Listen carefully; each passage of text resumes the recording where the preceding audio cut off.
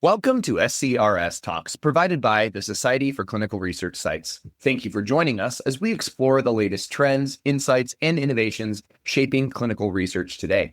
I'm Jim Bechtel, the Chief Site Success Officer with SCRS, and today I'm joined by Anders Lindquist, the Senior Manager of Research Site Enablement with LabCorp, to talk a little bit about some of the challenges and future threats in the space of cybersecurity. Anders, we know this is a really hot topic these days with the current continued implementation of technology and AI, et cetera, et cetera, et cetera. So I'm excited to, again, talk through this topic with you and kind of get that CRO perspective on it. But before we do that, Anders, I'd love to start off with an introduction from you.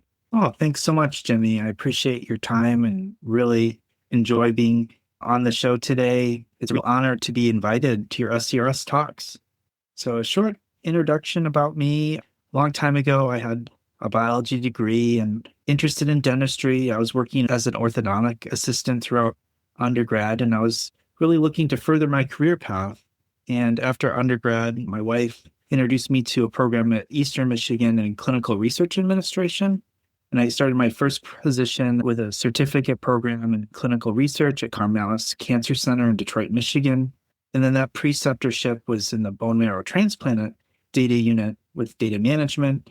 And then after that position, I started at the University of Michigan Comprehensive Cancer Center as a subjects coordinator, which is similar to a coordinator role, but not seeing patients, just working with the data, just helping take information from medical charts and putting it into the CRFs for drug studies.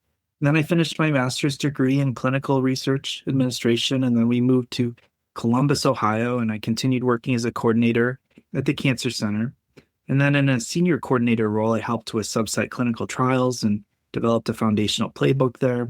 And at that time, we were using Encore at the Cancer Center, and I worked closely with Forte Research, and I helped with various topics, including going from paper to electronic case report forms. And then I achieved my ACRP certification as a certified clinical research coordinator.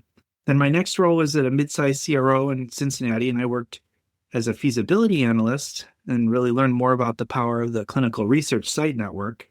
I started my own company in clinical research sites, and then during the pandemic, there was an open position at LabCorp in site partnerships, and I've been at LabCorp since 2021.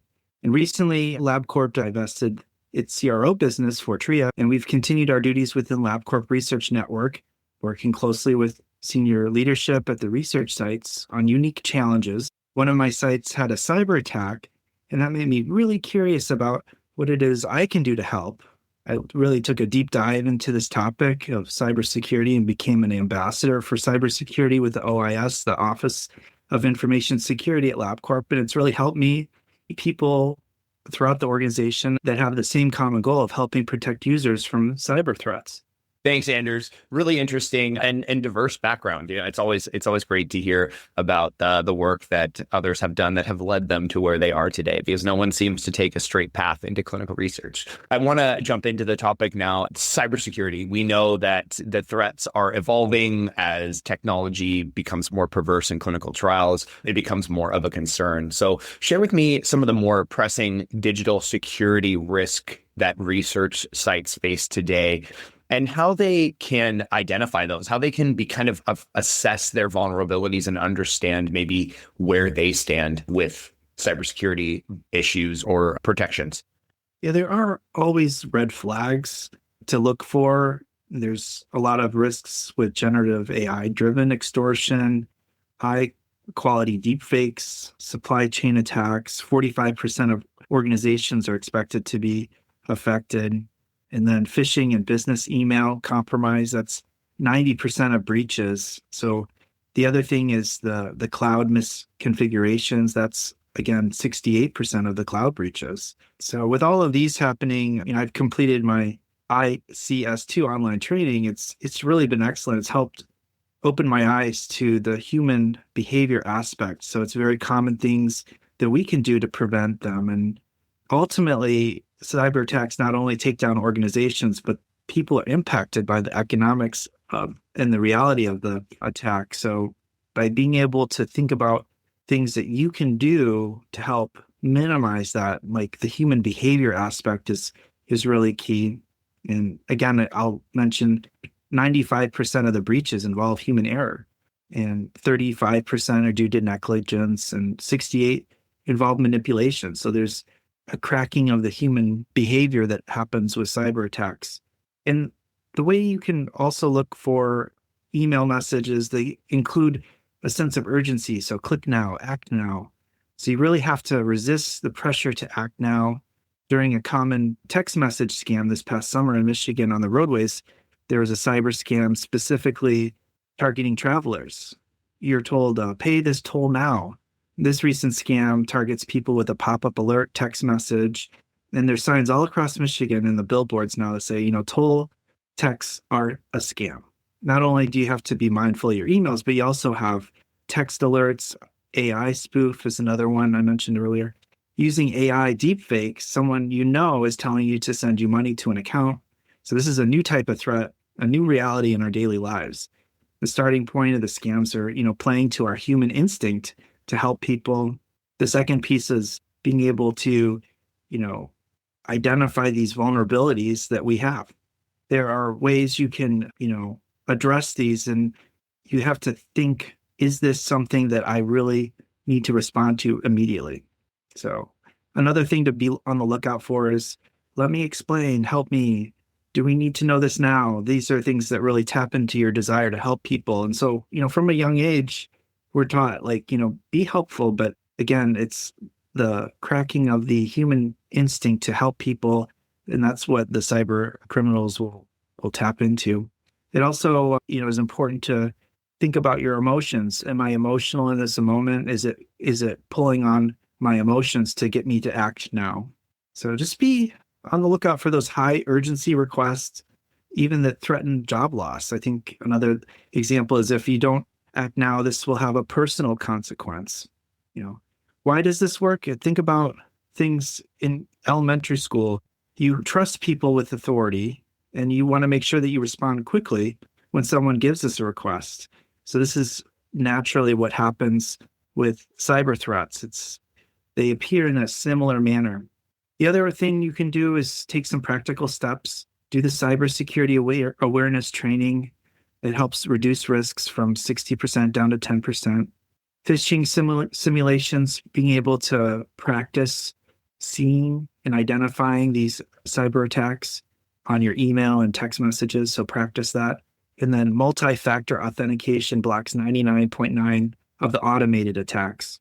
And then there's these strategies of least privilege access. You can make sure that that's implemented at your site.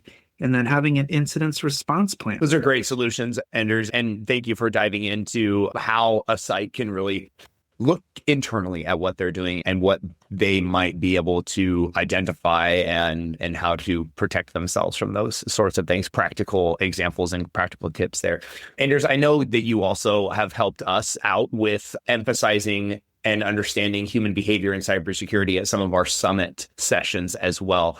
So can you talk a little bit about how human factors contribute to security breaches at the site, and what steps can be taken to strengthen that weak link? Yeah, I would say the emerging security trends match exactly what you're talking about, which is like the toll scam we were talking about earlier in Michigan, but also it's the email attacks that come in.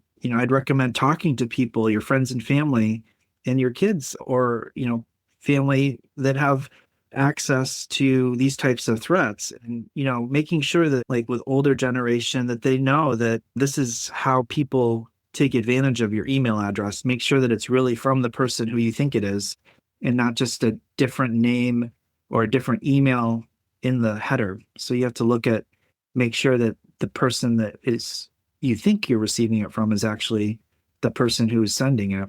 So the other thing too is just be aware of not randomly scanning the QR codes that could lead to something malicious. Always keep your VPN on, especially when you're in public. If you have to connect to public Wi-Fi, make sure your software is up to date. Request to approve networks. Don't share codes with other people. That's the most common vulnerability, that people will share their codes and allow access to the text that you receive as a code. So don't share your code with even a friend.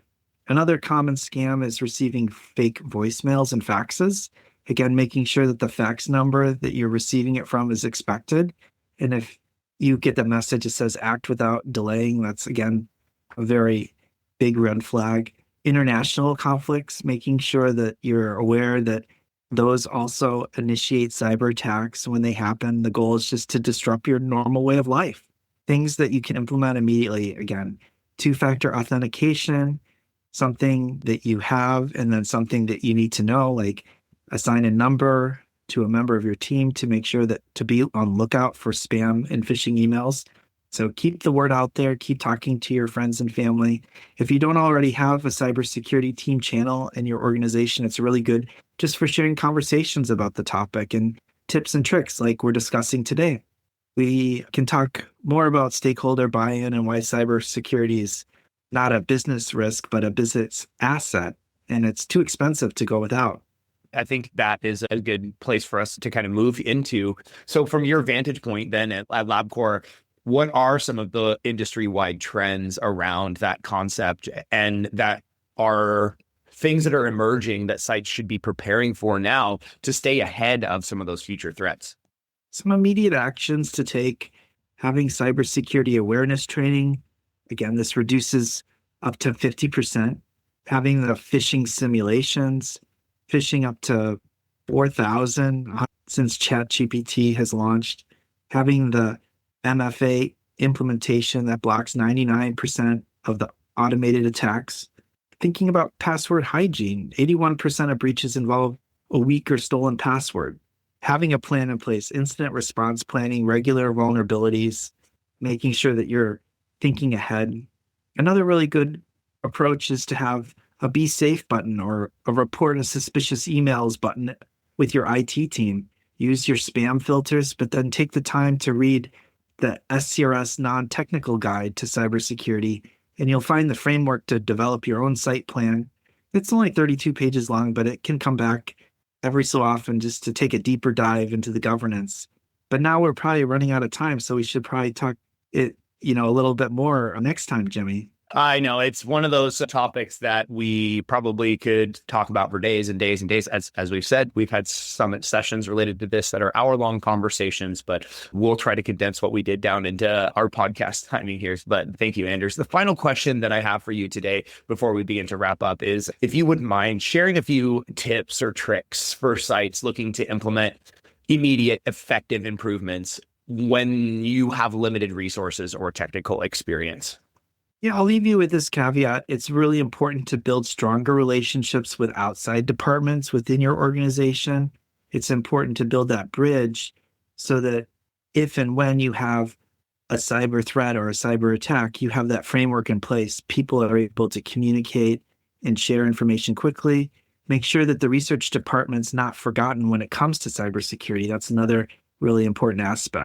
Great examples as expected, Anders. But I want to thank you for being here with us today, sharing a little bit around cybersecurity and peeling back the curtain around that. It's a conversation that should never end because every day new cybersecurity, as you so eloquently described, new cybersecurity threats rise. There's new areas for us to worry about cybersecurity. You gave the example of AI and how we've just seen a rampant uptick in issues. The examples and the cunningness of some of these criminals is astounding, but we'll leave it at that. Anders, thank you for being here with us today and for sharing some of your insights with our listenership. Thank you so much, Jimmy. I look forward to connecting with you again soon. And for those that are listening, I hope you check out other great site-focused resources made available to our entire community on our website, myscrs.org, including other podcasts, webcasts, and that cybersecurity guide that Anders mentioned that you can download and dive even further into the topic. But for now, thanks for tuning in, for listening, and until next time.